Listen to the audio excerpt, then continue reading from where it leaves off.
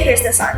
In this video, I'm going to share a few 5 personal tips from me for you to score higher marks in your physics. And this is my physics results in SPM 2022 as well as SPM Trial 2022. And for your information, the last 2 tips in this video will be my personal advice if you are at the very last minute before the exam. But listen, I don't encourage you to do the last minute works. Please don't do so. However, if you're already in this kind of situation, you're already at the very last minute before the exam, don't worry, there's still something that you can do.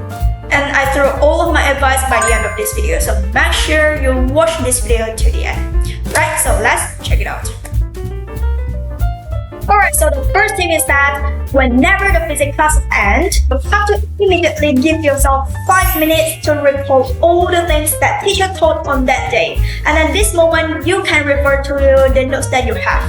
And after time's up, close your notes, put it aside, take out a piece of plain paper, and start to have a small presentation. Just pretend to be a teacher who's teaching in the class and assume the plain paper as the whiteboard. And you just have to present all the things that teacher told in class. And then when you're presenting to yourself, don't look at the notes. Just look at the plain paper and try to throw out everything that teacher. And make sure that you explain everything to yourself. And you can record your own voice if you want. If you don't want to do so, it's totally fine. This presentation takes at most 10 minutes only, at most. So there's no excuses for you to not doing that. So after you're done with your presentation, you can take out your notes and check if you miss out anything. And then, if you miss out anything, then you just have to add that things in the plain paper, and afterwards, keep the paper in a file. So whenever the physics classes end, then you just have to do the same thing, do a presentation and keep the paper in a file. And remember, the presentation has to be done right after the classes end. Don't postpone it to the next day. Well, I have been using this method to study since I was Form 1, and when I grew bigger and bigger, I found that this kind of study method is actually called as Feynman technique. So whenever you are doing revision, you just have to take out the file and look at the plain paper to do the revision. So the second tip is that you have to always be aware about the format, because the format keeps changing. So you have to always check the latest format with your teacher. And meanwhile, you also have to clearly know how the marks are given. For example, during your practical exam, your Amali, if you're required to draw a graph, then you have to clearly know that your total how many marks given for that graph, and each mark is given at which part. You have to clearly know about that. And also be up to date regarding the format. Alright, so the third tip is that you have to time yourself while you are doing the past year papers. And in fact, I've talked about this before in this video regarding how I score full marks in my FMAT. So I shared my personal tips in mathematics and FMAT in this video. So the video link is here, make sure you check it out after this. Alright, so back to this video. You have to always time yourself while you're doing past year papers, especially when it gets closer and closer to the exam.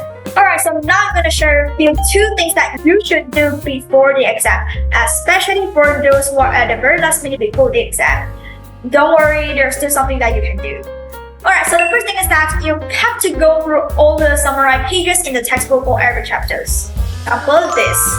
And then you just have to quickly go through all of those things and circle the parts that you're confused with. Afterwards, list down all those confusing parts in a plain paper. And quickly refer back to the textbook about those confusing parts. And if you still can't understand it, find those things on YouTube. And at this point, you can speed up the YouTube videos. Just make it to be 1.5 times faster or even 2 times faster if you want. Just minimize the time that you take for every process. But at the same time, you have to make sure that you can acquire and process all those things.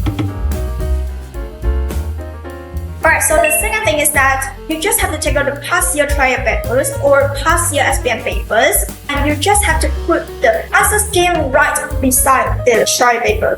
And then you have to first look at the question on the paper, and before you refer to the answer scheme, give yourself 5 seconds to think about the answers. You don't really have to write down anything, but make sure that you try to think of the answers. So after 5 seconds, if you have a rough answer in your mind, then that's good. If you have nothing in your mind, just directly look at the answer scheme, and now you have to start to read and understand how your answer should be. And then you have to come up with your own conclusion on that answer. Right, so make sure for every question while you refer to the answer scheme, you always come up with a conclusion. Don't just touch and go. Right, so here I take one of the questions from 2022 MRSM SPM try paper as an example.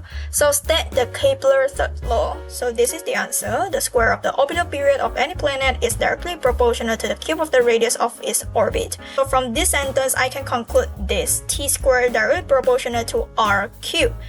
And T stands for orbital period, R stands for orbital radius. So the only thing that I need to do is memorize the conclusion that I made in the yellow box instead of a long sentence. But of course, during exam, you have to write out the full sentence. This conclusion is just for you to memorize it in an easier way. Alright, so here just give you a very simple example for me to make myself clear, and also for you to better understand what I meant by making a conclusion for every question. Okay, so this question, I take it from this website, and I will put a link of this website in the description box below. And also I will share another way how you can get those past your paper later on in this video. Here's another tip from me, which is if you're asked about the definition of a term, then the conclusion could be the formula itself. For example, if you're asked about the meaning of acceleration, then this will be your answer, which is the rate of change of velocity. And actually this sentence is just describing the formula of acceleration. A equal to v minus u over t. The rate here refer to the time, and the change of velocity will refer to the v minus u here, because the final velocity minus initial velocity is actually the change of velocity.